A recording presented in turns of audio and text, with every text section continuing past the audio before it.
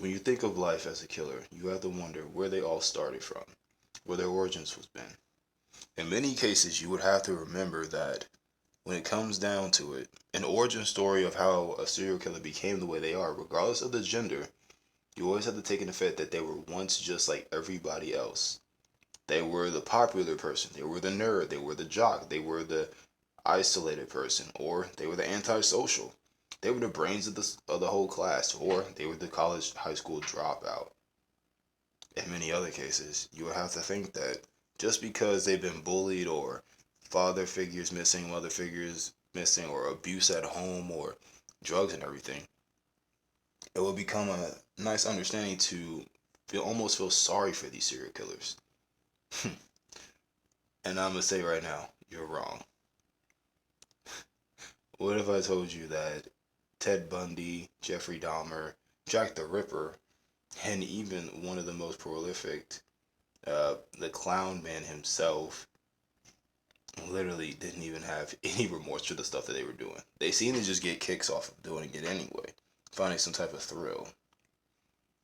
Yes, despite Jeffrey Dahmer's family issues and whatnot, even trying to figure out his own self, even Ted Bundy's issues, which became more drastic and everything else, didn't even make any sense at all. But if we're thinking about something that's very diabolical, the biggest problem would be where their mental states have been at that time.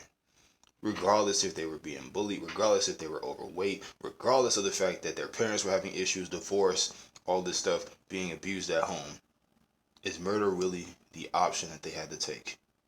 Apparently, there was a lot of goals for them in their life, especially when it came to creativity. But when you think about it, as I just said, the examples that almost makes a killer, what if I told you that all of that was wrong?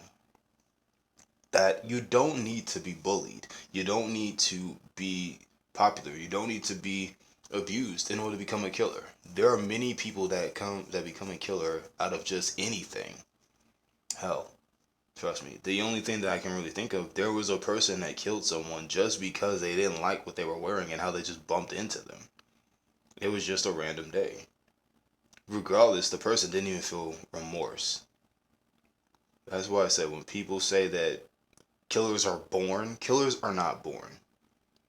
There are some people who can be born into a family that have been behind bars and a life of crime, but the choices were always theirs.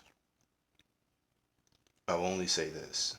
If you were to take a life, how would you feel? Would you feel any remorse? Or would you get a thrill kick off of it? Would you blame, oh, your childhood upbringing, being bullied? Or would you just simply say, I did it because I wanted to. I did it because I wanted to feel something. Or would you literally say that I did it because they deserved it? Nobody really deserves to be killed. But when you think about it, why else